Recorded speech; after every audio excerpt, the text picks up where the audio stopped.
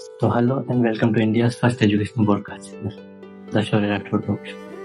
आज हम बात करेंगे कि एआई और कंप्यूटर फ्यूचर में कितना ज़्यादा इम्पोर्टेंट है, कि ये जनरेशन समझ नहीं पा रही है कि एआई कंप्यूटर आने वाले टाइम में कितना इम्पोर्टेंट हो जाएगा। इसी को ध्यान में रखते हुए हमारे जो आज के गेस्ट है वो एक IT specialist teacher mister Vikas Chaudhary sir है, जिनसे हम बात करेंगे फ्यूचर में एआई और कंप्यूटर किस लेवल पे हो सकता है, कितना यूजफुल हो सकता है। विदाउट वेस्टिंग टाइम शुरू करते हैं आज का एपिसोड।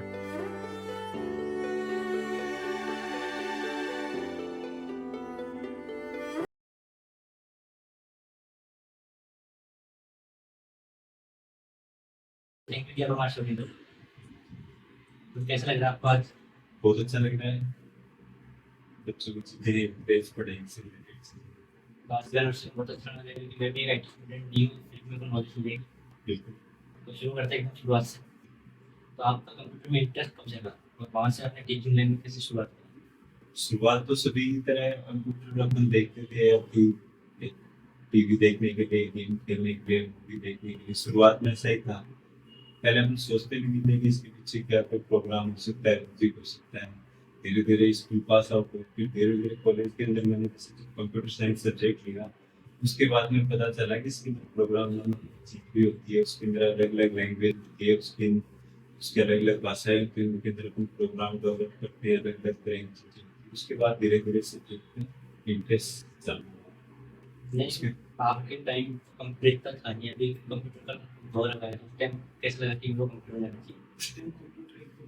नया नया था। शुरुआत में ये होता था कि यार कंप्यूटर कोई गेम खेला एक चीज है जिसमें अपन ऐसे कर लेंगे ऐसे कर लेंगे। शुरुआत में पता भी नहीं होता था ना कि अपने को ऐसी ऐसी लैंग्वेज होती है, जैसे अपन वेबसाइट वगैरह है। शुरुआती दौर में ऐप चलते भी नहीं थे।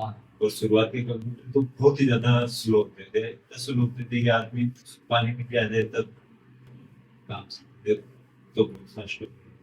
तो आपने जब उस टाइम कंप्यूटर लिया तो आपने किससे पूछा वगैरह कि उस टाइम तो नहीं था? हाँ, शुरुआत में से थोड़ा डर तो था कि यार क्या है क्या नहीं है, लेकिन फिर धीरे धीरे अपने को कम से कम होता है रियलाइज होने लग गया था कि यार आने वाली चीज की एक बड़ी चीज है, आने वाले समय में इसमें फ्यूचर है। इसमें पार्टिसिपेट होकर देखते हैं क्या रहता है। कुछ न कुछ नया तो सीखने को है ही नहीं इससे। क्या आपको लगता है कि जो एआई आ रहा है उससे ये जो कंप्यूटर साइंस है वो वो थोड़ा इजी हो गया? बहुत ज्यादा इजी तो क्या, एआई ने तो यार पूरी तरीके से बदल दिया है। जैसे अपन एजुकेशन के अंदर बात करें तो सीखने वाले के लिए भी और सिखाने वाले के लिए दोनों के लिए बहुत ज्यादा बदलाव हुआ है। जैसे कि अपन बात करें, अपन जैसे अपन नॉर्मली अपन हिंदी में बात कर रहे हैं, अगर अपन सामान्यतः अपन जो बार के अपन इंग्लिश में बात कर सकते हैं। उसके अलावा भी जैसे और डिफरेंट लैंग्वेज है, उनके अंदर भी अपने को कम्युनिकेट करने के लिए एआई बहुत अच्छा टूल है। और दूसरा सबसे बड़ी, अपन जो पढ़ा रहे हैं उन चीज़ों को विजुअल रिप्रेजेंट करने के लिए, प्रैक्टिकल थोड़ा सिखाने के लिए, और बच्चों को समझ बनाने के लिए कि जैसे कोई साइंस फिक्शन की चीज़ें हैं वो अपने को समझ में आती नहीं है। अपना दिमाग भी शुरुआत के अंदर उस चीज़ को कैचअप नहीं कर पाता कि यार ये चीज़ कैसे होती है। एआई और है ना की मदद से अपन चीज़ों को विजुअलाइज करके बहुत सही तरीके से समझा भी सकते हैं बच्चों को, सभी के लिए एआई ये जो एआई है उससे ज़्यादा काम उस वो सबसे ज़्यादा काम आसान उसका वेट जिसका हो कैसे ये बात? ये तो दो धारी तलवार है, दोनों तरफ से चल रही है। अब देखो हर नई चीज आती है उसके साथ उसके नेगेटिव भी बहुत ज्यादा होते हैं, पॉजिटिव भी बहुत ज्यादा है। टीचिंग की बात करें तो ज़्यादा है टीचिंग में हेल्प भी आ रहा है लेकिन नुकसान भी हो रहा है। आने वाले समय में आप देखोगे कि वो फ्यूचर की बात है, लेकिन ये है दोनों तरफ हेल्प बहुत ज्यादा। अगर अपन चीजों को पॉजिटिव में लेके देखें ना तो एक सामान्य आदमी के लिए तो बहुत ज्यादा हेल्पफुल है, और जो स्किलफुल लोग हैं उनके लिए थोड़ा नेगेटिव साइड जरूर है कि उनका जो काम मेहनता ना आगे वर्क लाइफ के हिसाब से देखें तो उनके धीरे धीरे उनकी एम्प्लॉयमेंट थोड़ा कम होगा इस चीज में। इसके अंदर वो ये भी वो जो वर्कफोर्स है वो थोड़ा कम है। वर्कफोर्स बिल्कुल उम्मीद है, बाकी आदमी को रहना चाहिए समय के साथ चीजें सुधरेंगी। आज के टाइम में एआई और कंप्यूटर इतना ज़्यादा जरूरी है कि एक नॉर्मल स्टूडेंट है जिसको ये लेना चाहिए। अगर आप अगर कंप्यूटर की फील्ड में जा रहे हो तो एआई हो गई, क्वांटम कंप्यूटिंग हो गई, डाटा साइंस हो गई, इनको आपको डेफिनेटली कंसिडर करना ही करना चाहिए, क्योंकि आने वाला फ्यूचर देखो इनके अंदर है। डेटा साइंस में चारों तरफ कितना फेसबुक का, व्हाट्सएप का इतना ज़्यादा डेटा हो रहा है कि उस चीज़ को एनालाइज करने के लिए बहुत ज़्यादा, तो सबसे हाई पेइंग ग्रोथ में से है डेटा साइंस। तो एआई तो डेफिनेटली पूरा आने वाले समय में पूरा चेंज करके रखेगा। कॉमर्स साइंस वाले बच्चे अगर आगे ये एआई हर फील्ड में आ चुका है, बिल्कुल। हर फील्ड में आ चुका है। तो कॉमर्स और आर्ट्स वाले बच्चों के लिए भी साइंस, अगर कॉमर्स आर्ट्स वाला बच्चा कंप्यूटर ले तो उसको कौन सी चीज़ें जो कंप्यूटर को आनी चाहिए, कंप्यूटर उसको इतना चलाना तो आना चाहिए। वैसे देखो नॉर्मल कंप्यूटर जो होता है कि नॉर्मल चला सकते हैं, वो कितना होना चाहिए। नॉर्मल तो देखो हर जो मोबाइल है वो चलाना तो सामान्य बात है, चलाना सबको आता है, और बात आती है कि उसके अंदर अपना अपना करियर या अपने उसके अंदर जो काम देखना चाहे वो किस तरीके से कर सकते हैं। तो वैसे नहीं, कोई जरूरी तो नहीं है कि ना आजकल की जो कंप्यूटर साइंस है वही कंप्यूटर के अंदर काम कर रहे हैं, आईटी के अंदर। सामान्य इंसान भी जैसे कॉमर्स के हो गए, आर्ट्स के हो गए, अगर उनकी मैथ ठीक ठाक है तो आजकल अच्छी अच्छी ना कंप्यूटर की लैंग्वेज आ रही है, बेसिक लैंग्वेज से सीख के एडवांस सीख के वो आराम से आईटी के फील्ड के अंदर अपना करियर बना रहे हैं, लोग बहुत अच्छा व्यक्तित्व कर रहे हैं। ये एक बिल्कुल उम्मीद है कि कंप्यूटर साइंस के बच्चे ही आईटी फील्ड के अंदर जा सकते हैं। सामान्यतः तो आप देखोगे ना भारत के अंदर और सभी जगह नॉन आईटी फील्ड वाले ही ज्यादा आईटी फील्ड, तो अगर ये जैसे कि लैंग्वेज हो गई HTML, जावास्क्रिप्ट, PHP, इन सभी नॉर्मल लैंग्वेज को सीख के धीरे धीरे आपको एडवांस होना है। और इन चीज़ों के अंदर तो ऐसा है कि आजकल तो धीरे धीरे ऐसा है कि अगर आपको काम आता है तो डिग्री से ज़्यादा काम मिलता है, और काम धीरे धीरे एक बच्चे के लिए कौन सी लैंग्वेज सबसे आसान होती है कि वो लैंग्वेज कंप्यूटर सीखना चाहते हैं, तो वो यहाँ से शुरू करें। उसको मेरे वो सबसे लैंग्वेज तो वैसे ना सभी आसान है, नहीं तो वो स्टार्टिंग में यहाँ से शुरू करें कंप्यूटर की लैंग्वेज। लेकिन अगर देखो अपन अगर स्कूल लाइफ की बात करें, स्कूल लाइफ के अंदर HTML, C ठीक ठाक है, तो उनको अपन सीख के धीरे धीरे, एक तो क्या है HTML सबसे आसान HTML है मेरे हिसाब से, क्योंकि HTML से वो जैसे कि एक पेज बनाएगा उसको एंड टू एंड वो रन करके देख सकता है कि मैंने पेज बनाया उसके अंदर क्या परिवर्तन हो रहे हैं, बहुत सामान्य है। और फिर धीरे धीरे उसके अंदर PHP, जावास्क्रिप्ट और लैंग्वेज करके वो धीरे धीरे चीज़ों को बेहतर बना सकता है। फिर आप तो आप भी वो पढ़ाते हो बच्चों को, तो आप जो स्कूल के अंदर कभी ये चालू करवाते हो, ये क्लासेस चालू करते हो स्कूल, इसके अंदर आप सबसे पहली क्लास का मैंने कौन सी चीज़ लेते हो, वो कंप्यूटर की बेसिक्स लेते हो या नॉर्मल चैप्टर से स्टार्ट करो। शुरुआत हमारा कंप्यूटर के बेसिक से ही रहता है कि कंप्यूटर क्या है, इसके काम क्या है, इसके अंदर कौन कौन से कंपोनेंट होते हैं। जो कंप्यूटर लैंग्वेज का है वो सामान्यतः 8th के बाद ही शुरू होता है, उससे पहले सामान्यतः गवर्नमेंट स्कूल के अंदर तो बिल्कुल लैंग्वेज का कम है, 8th के बाद ही शुरू होती है। बाकी है ना आजकल प्राइवेट स्कूल के अंदर शायद 5th से भी है ना लैंग्वेज का शुरुआत कर देते हैं। ये हकीकत में लैंग्वेज बहुत अच्छी चीज़ है, एक तो कहना है कि मैथ और लैंग्वेज दोनों एक दूसरे के कनेक्टेड है। अगर आपकी मैथ सही होती जाएगी, आपकी लैंग्वेज लॉजिक का खेल है, पूरा लॉजिक। मैं अब जैसे ही मैथ्स आप कह रहे हो, तो 10th के बाद में बच्चा मैथ्स लेके आर्ट्स से लेते हैं, तो उसके पास तो फिर मैथ्स होती नहीं है साथ, फिर अगर वो बाद में कभी कंप्यूटर कोर्स करना चाहिए तो वैसे देखो मेरा मानना है कि आदमी कोई भी सब्जेक्ट ले, मैथ हमेशा लेनी चाहिए। मैथ रीजनिंग एक ऐसी चीज़ है, एप्टीट्यूड कि हर इंसान को जीवन में करना चाहिए। बाकी अगर नहीं भी लगता है तो भी लोग सीखते ही हैं। बाकी ये है कि मैथ वाले स्टूडेंट के लिए थोड़ा ज़्यादा आसान है। तो फिर आपके हिसाब से कंप्यूटर की फील्ड के आगे कौन सी बड़ी बड़ी स्कोप्स है। कंप्यूटर की फील्ड के अंदर यार स्कोप तो बहुत ज़्यादा है। बहुत देखिए जैसे कि है ना, मैं तुम्हें एक बार अगर शुरुआत से बताऊं कि देखो हमारे टाइम में कंप्यूटर होते थे पेंटियम 3, पेंटियम 4, ड्यूल 4। आज AI, quantum computer, nano computer, मैं कुछ सोच नहीं पाता हूँ कि वो कहाँ जा रहे हैं। बहुत वाइड फील्ड है। आपको कितना टाइम लगा था कि इतने सारे कोर्सेज सीखने में। देखो यार कंप्यूटर के अंदर ये है कि आप कभी भी समय के साथ बहुत चीज़ें बदलती जा रही हैं। हम जो पढ़ते थे आज उससे काफ़ी चीज़ें अलग होती जा रही है लगातार। तो आपको कितनी दिक्कत आती है वो चीज़ें अलग होती है, तो आपको सीखना पड़ रहा है बिल्कुल, कंप्यूटर ऐसा सब्जेक्ट है कि जो लगातार चेंज होता जा रहा है, समय के साथ आपको अपडेट रहना ही पड़ेगा। नहीं तो नई-नई टेक्नोलॉजी आ रही है, नई-नई चीज़ें आ रही है, जैसे कि एआई है, एआई बिल्कुल नई चीज़ है। एआई हो गई, चैटबॉट हो गई, क्वांटम कंप्यूटर हो गई, नैनो कंप्यूटर हो गई, बिल्कुल नई-नई चीज़ें हैं। अभी अपने को इन कुछ चीज़ों को सोचने में बिल्कुल सोच नहीं पाते कि ऐसा चीज़ें हो सकती हैं। लेकिन वर्तमान में इनके ऊपर लगातार काम चल रहा है और आने वाले समय में आप देखोगे फास्ट सुपर फास्ट कंप्यूटर आ रहा है। तो ये जो एआई आ रहा है तो वो छोटे बच्चों के फायदेमंद है कि नुकसान बन जाता है? जैसे देखो ये दोनों तरीके से है, देखो अगर फायदेमंद तो देखो बहुत ज्यादा है, इस चीज में कोई दो राय है। एआई से अपन अपने को अपनी क्रिएटिव स्किल को बढ़ाना हो, अपने को 24 घंटे 7 दिन अपने को एक असिस्टेंट मिलता है कि अपने को अगर कोई भी चीज समस्या आ रही है, ये चीज कैसे हो रही है, इसके पीछे क्या लॉजिक है, अपन हमेशा देख सकते हैं। और साथ ही साथ जैसे होमवर्क को लेके इन चीजों को लेके थोड़ा डाउन साइड भी है, बच्चे कॉपी कर देते हैं। एआई आने के बाद तो बच्चे बहुत ज़्यादा आलसी हो गए हैं, सारे काम एआई से नहीं ये इसका डाउन साइड है आज, मतलब इंसान को अपने दिमाग पे ज्यादा जोर देना चाहिए बजाय कंप्यूटर है। वो तो आज उसका डाउन साइड है। आज की पीढ़ी सोच रही है हर चीज़ चैट जीपीटी, जब से चैट जीपीटी है तो हर चीज़ ये तो देखने को अपने को ना अपने जैसे कोई भी चीज हुई समस्या है, अपन हर चीज गूगल कर रहे हैं, जबकि सामान्यतः इंसान को अपने दिमाग पे ज्यादा फोकस करना चाहिए, याद करना चाहिए, कोशिश करे मेमोराइज रिकॉल करने की कोशिश करे, जबकि अपन एक क्लिक के अंदर सब कुछ चीजें वो आजकल ये होता है केवल एक क्लिक में सारा एक क्लिक के अंदर अपने को सारी इन्फॉर्मेशन उसमें चल रहा है।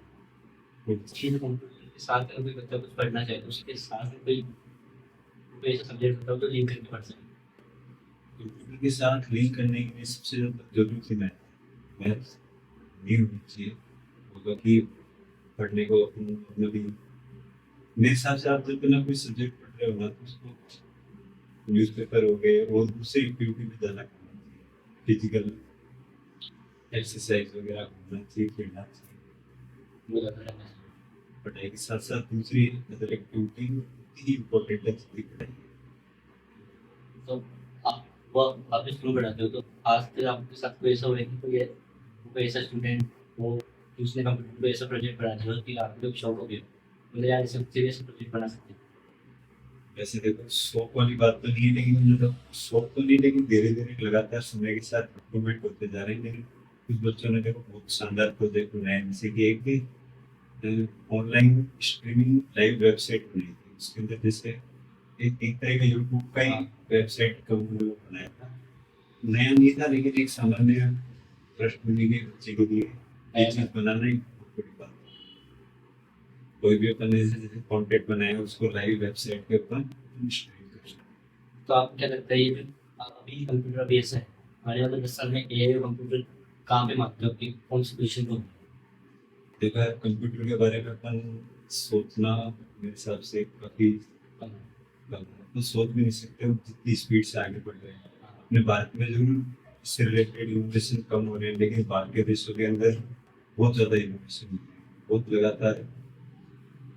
जैसे कि अपन सामान्य कंप्यूटर आज जो जिस स्पीड से जिस चीज को करने के अंदर, जैसे कि अपन स्पेस की बात करें या मौसम विज्ञान की जिन कैलकुलेशन को करने के अंदर जिसको कंप्यूटर को 6 महीने लग जाते हैं ना, वो कैलकुलेशन आज के क्वांटम कंप्यूटर नैनो कंप्यूटर एक ही दिन में करते हैं। तो सुपर कंप्यूटर जो बड़े बड़े साइज के होते जा रहे थे, क्वांटम कंप्यूटर नैनो कंप्यूटर बहुत स्मॉल साइज के होते जा रहे हैं और उससे भी ज्यादा एफिशिएंट करते जा रहे हैं। सोचने में थोड़ा दिन है, लेकिन इन चीजों पर लगातार काम हो रहा है। भविष्य ये है होपफुल है, लेकिन अपन प्रिडिक्ट नहीं कर सकते क्या अभी आपने सुपर कंप्यूटर नैनो कंप्यूटर के बारे में बताया उसके बारे में कुछ बच्चों को बताएं। सुपर कंप्यूटर तो अपन जैसे कि सुपर कंप्यूटर तो सामान्य कंप्यूटर है, लेकिन उसके अंदर बहुत जैसे अपन अपना नॉर्मल कंप्यूटर है, नॉर्मल कंप्यूटर के अंदर क्या होता है, एक प्रोसेसर है। सुपर कंप्यूटर एक तो बड़े कंप्यूटर होते हैं, बहुत लार्ज साइज के कंप्यूटर होते हैं और उनके अंदर हजारों प्रोसेसर पैरेलली काम कर रहे होते हैं। उनका साइज भी बड़ा हो जाता है, उनकी स्पीड भी बड़ी हो जाती है। और दूसरा आता है कि क्वांटम कंप्यूटर और नैनो कंप्यूटर। क्वांटम कंप्यूटर और नैनो कंप्यूटर फ्यूचर के कंप्यूटर हैं, इनका अभी भी लगातार वर्क चल रहा है। और नैनो का मतलब होता है स्मॉल, तो यानी बहुत ही छोटे साइज के और हाई एफिशिएंट कंप्यूटर है। तो आप कोई ऑनलाइन प्लेटफॉर्म बता सकते हैं बच्चों के लिए कि वो है ना अगर उसको कंप्यूटर कोई नॉलेज है नहीं फिर वो यहाँ पे जाके एक बार चेक करते हैं कि कंप्यूटर के विषय में।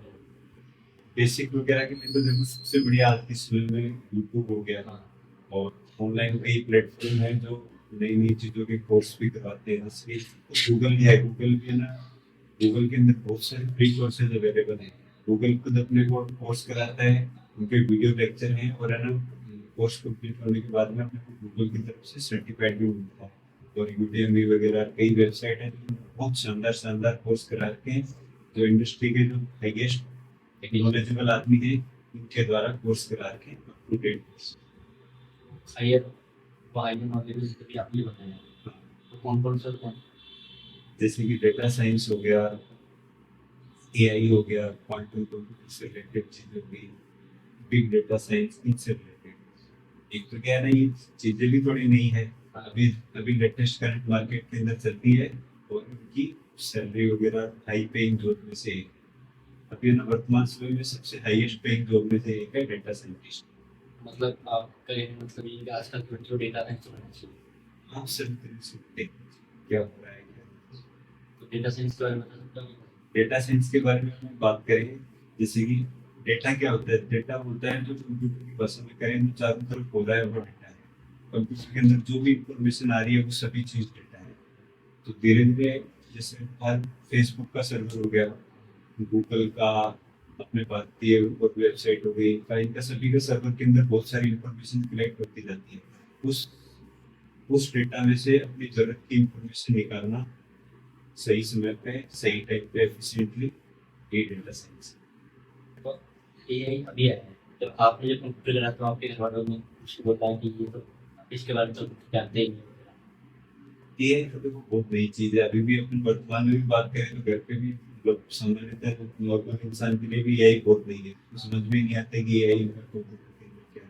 ये तो आपने जब कंप्यूटर कोर्स करा तो घर वालों को कुछ टाइम तक कंप्यूटर चाहिए, कंप्यूटर तो वो डाउनलोड हो कंप्यूटर में कोर्स होता है उस टाइम घर वालों को कुछ बोलेगा। लेकिन सबके मन के अंदर ये उत्सुकता थी कि यार कंप्यूटर क्या चीज है। कम से कम अब तो लगातार 5-10 सालों के अंदर ये होता जा रहा है कि यार आने वाले समय की कोई बड़ी चीज है, इसके अंदर पता नहीं आगे समय में जाके क्या होगा। उत्सुकता थी, वो आज भी है, थोड़ा समय पहले भी थी। तो आपने अगर कॉम्पिटिशन एग्जाम कोई तैयारी की कॉम्पिटिशन एग्जाम से आप कंप्यूटर साइंस कैसे दी या साइंस के अंदर कैसे कंप्यूटर साइंस वाले से कॉम्पिटिशन एग्जाम देते हैं टेक्निकल साइंस में कैसे नहीं देते?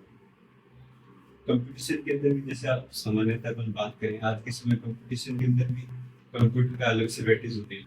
हाँ तो अब उसके अंदर उसी के अंदर कंप्यूटर के अंदर कंप्यूटर टीचर की जैसे चीज उनके तो उसके थ्रू आपने आपने फिर ये फिर चूज कर टीचिंग में। कंप्यूटर साइंस के अंदर ही कंप्यूटर टीचर। तो आप तो आपके हिसाब से आप तो आप जो बच्चों को पढ़ाते हो उसके अंदर आप उन बच्चों को कैसे समझाते हो कि सबसे इजी आपको किसी सबसे इजी वे अपन चीजों को आसान से आसान भाषा के अंदर, उनकी भाषा के अंदर चीजों को समझा सके और उनको चित्रों के माध्यम से दिखा सके। तो देखो चीजों को समझने के लिए एक तो अपन देखते रहे, सुनते रहे, लिखते रहे, तीनों चीजें एक साथ चलती रहती है। सबसे सही तरीका है किसी भी चीज को सुनना। तो आपने कभी कोई ऐसा भाई के पासवर्ड लगाया जिसको आज तक आपको बच्चा नहीं मिला है इस भाई के पासवर्ड? तो मैं तो बहुत सामान्य आदमी हूँ, मेरा पासवर्ड 1 से लेकर 8 तक का है, लेकिन मैंने अगर कोई सबसे खतरनाक पासवर्ड देखा हो तो लगे रहो जियो भाई। ये किसका रखी होगा? हमारे ग्रुप स्टूडेंट था, उसका वाईफाई का पासवर्ड लगे रहो चीज़ लगे रहो। तो आपने तो कोई कैसे क्लास में कोई ऐसा मूवमेंट देखा है जिससे अहा मूवमेंट होती देख के मजा आ गया क्लास में? कंप्यूटर क्लास के अंदर जो बच्चे रहते हैं ना नहीं अभी ऐसा कोई है नहीं, मतलब मैं रिकॉल नहीं कर पाया बस मूवमेंट तो हैंड क्वेश्चन आया इससे ऐसा देखता था पर मुझको लगा नहीं। जो कंप्यूटर क्लास में बच्चे जाते हैं तो वो ज़्यादा लोग गेम खेलने जाते हैं। हाँ एक थोड़ी उत्सुकता रहती है कि यार क्या है, क्या है, उन चीजों को टीवी पे देखेंगे, स्क्रीन पे देखेंगे, समझेंगे। उत्सुकता इतनी ज्यादा होती है कि वो अदर एक्टिविटी। तो आने वाले टाइम में कंप्यूटर की जरूरत लेगा क्योंकि वो पुराने वाली जनरेशन पहचान नहीं पाती कि कंप्यूटर की जरूरत है। तो आने वाले टाइम में कंप्यूटर की जरूरत लेगा। तो आने वाले टाइम में कंप्यूटर की जरूरत लेगा क्योंकि वो पुराने वाली जनरेशन पहचान नहीं पाती कि कंप्यूटर की जरूरत है। आने वाले समय में जनरेशन के लिए जरूरी तो ऐसे हो जाएगा, जरूरी तो क्योंकि अभी अभी टाइम में छोटे छोटे 2 3 साल के बच्चे होते हैं।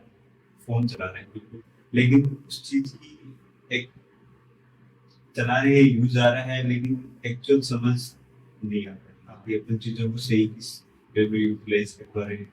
छोटे छोटे बच्चे गेम देख रहे हैं, यूट्यूब पे वीडियो देखते रहते हैं, वो गलत है, लेकिन सही चीजें देखनी चाहिए। और अगर अपन चीजों का एफिशिएंटली यूज करें तो हम देख के बहुत कुछ चीजें सीख सकते हैं, नई नई चीजें सीख सकते हैं, दुनिया के अंदर क्या हो रहा है। जैसे अगर स्कूल की बात करें, अपन स्कूल के अपने आसपास के एनवायरनमेंट में रहते हैं, लेकिन यूट्यूब हो गए, ये इंटरनेट के माध्यम से अपन को पूरे बाहर की दुनिया का एक्सेस देता है कि दुनिया में क्या चल रहा है, दुनिया में बच्चे क्या क्या नई चीजें कर रहे हैं, टीचर लोग क्या क्या नए इनोवेशन कर रहे हैं, कितने अच्छे अच्छे तरीके से विजुअल प्रेजेंटेशन करके पढ़ा पा रहे हैं, बच्चों को नई नई चीजें सिखा पा रहे हैं। इन चीजों के लिए इंटरनेट बहुत तभी आपने भी यूट्यूब पे आना बताया, तो भी कुछ बच्चे ऐसे होते हैं जो यूट्यूब पे पढ़ के अपनी क्लास में टीचर्स को लगा रहते हैं, सर आपने गलत पढ़ा है। ऐसा तो देखो होता है, लेकिन यूट्यूब एक बहुत अच्छा माध्यम है चीजों को सीखने का लिए, इस चीजों को ही दोहराए। तो भाई आप ऐसा कोई आप तो आप ऐसे कोई प्लेटफॉर्म बताओ स्कूल के बाहर कुछ बच्चों को पढ़ने चाहिए, बुक्स वगैरह कोई प्लेटफॉर्म, कोई कोर्सेज वगैरह स्कूल के अलावा कोई कुछ करना चाहिए। वैसे देखो मेरा मानना तो है स्कूल के लिए स्कूल बहुत अच्छा माध्यम है। स्कूल जितना हो उसके बच्चों को स्कूल के अंदर ही सीखना चाहिए, और एक्स्ट्रा करिकुलर एक्टिविटी भी करनी चाहिए, खेलना भी चाहिए, डांस का, क्विज के, और जितने भी हैं सभी के अंदर पार्टिसिपेट करना चाहिए। स्कूल के चीज़ों को स्कूल के अंदर रखना चाहिए, उसके बाद में खेलना कूदना चाहिए। और बहुत ज़्यादा पढ़ने की जरूरत नहीं, नॉर्मल जो चीज़ें न्यूज़पेपर हो गए, मैगजीन हो गई, अगर किसी चीज़ों में समस्या आती है तो ऑनलाइन का सहारा ले सकते हैं। बाकी ऑनलाइन का सारे के बाद तो ऐसा कई बार यूट्यूब पे टीचर्स पढ़ाते हैं, फिर बच्चा स्कूल वाले टीचर को गया रहता है कि आप पढ़ो। देखो गलत नहीं कह सकते, लेकिन ये है कि कोई समय के साथ अपडेट नहीं हो पा रहा है, बहुत चीजें जरूर हो सकती है, लेकिन सामान्यतः ऐसा नहीं कि कोई गलत पढ़ा रहा है। ये कई बार गलती से रिकॉल नहीं हो पाए अपने वाले को बोलते हैं, चीजें हो सकती है। बाकी फिर वो स्कूल का भी बच्चा बोलते हैं सर आपने गलत पढ़ा है, वहाँ पे मैंने नहीं पढ़ा है। आपके साथ कभी ऐसा हुआ है कि बच्चा कि आपको बोला सर मैंने वहाँ पे नहीं पढ़ा है? ऐसा हमारे नहीं है। ये होता है। क्योंकि ये जो आप कंप्यूटर बता रहे हो, तो ये इससे बच्चों की आजकल कंप्यूटर तो आपके हिसाब से कितना स्क्रीन टाइम होना चाहिए बच्चों की कंप्यूटर ये सबसे आने मतलब आज के समय की सबसे बड़ी विडंबना यही है कि बच्चा सब छोटे छोटे बच्चों के चश्मे लग रहे हैं। 2 3 साल बच्चे देखो मतलब स्कूल ढंग से जा भी पहली दूसरी में नहीं हो रहे, उससे पहले बच्चों के चश्मा लग रहे हैं। पहले टाइम में जैसे उनके चलते थे जो सबसे ज्यादा पढ़ता था। एक उम्र के साथ चश्मा आया वो फिर भी सही है, लेकिन ये बहुत गलत हो रहा है। एक तो स्क्रीन टाइम बहुत ज्यादा हो रहा है। तो आपके हिसाब से कितना होना चाहिए कि मिनिमम कितनी स्क्रीन छोटे बच्चे एनी टाइम स्क्रीन पे लगे? बच्चों को देखना ही नहीं चाहिए वैसे, तब उसको कौन सी एज तक के बच्चे को नहीं देखना चाहिए? 4 5 6? छोटे बच्चों को वैसे फोन देना ही नहीं चाहिए जितना उसके, और है ना इसके ना और बहुत सारे वो हैं। एक तो लगातार नहीं देखना चाहिए, और थोड़ा जितना उसके स्क्रीन को दूर रख के तो ये यूज करना चाहिए। ये लोग कहते हैं कि रात को सोने से आधे घंटे पहले फोन रख देना चाहिए, स्क्रीन से दूर रहना चाहिए, तो ये क्या सच है? वैसे तो ये बहुत सही है। एक तो क्या ना मतलब हम सोते टाइम पे वो दिमाग में चलता रहता है, अपन ने ये चीज देखी, ऐसे करेंगे वैसे करेंगे। इसके बजाय अपन थोड़ा टाइम अगर फोन साइड में रख के सोए, पीसफुली नींद आती है, इंसान के जीवन की एक क्वालिटी नींद। तो ये कहते हैं कि फोन कंप्यूटर को वो अपने में पास करके नहीं सोना चाहिए, तो ये इससे क्या होता है? वो कहते हैं कि दूर रखनी, मतलब उनके अंदर नई नई चीजें आती रहती है, इंसान के दिमाग में चलता रहता है, ये हो रहा है ये हो रहा है, एक फोमो सा बना रहता है कि रात को ये देखेंगे सोएंगे। इस वजह से जितना उसके थोड़ा दूर रख के सोना चाहिए। दूर सर एक लास्ट क्वेश्चन, अगर आप एक लास्ट क्वेश्चन ये है कि अगर आप ये नहीं होते कंप्यूटर टीचर, तो फिर आप कौन सी फील्ड अगर आप चूज करते हो आप कंप्यूटर टीचर नहीं होते? कंप्यूटर टीचर नहीं होते तो मैं सिविल सेवा करता हूँ। क्या ऐसा मेरी शुरुआत से ही ड्रीम था, मतलब आपने कुछ ड्रीम में वो आपने पूरा बहुत तैयारी करी होगी, मैं भी कर रहा हूँ। ट्राई करते हैं। सर एक बार फिर से थैंक यू कि आप हमारे शो के अंदर आए। आज के लिए इतना ही, मिलते हैं आपको अगले एपिसोड।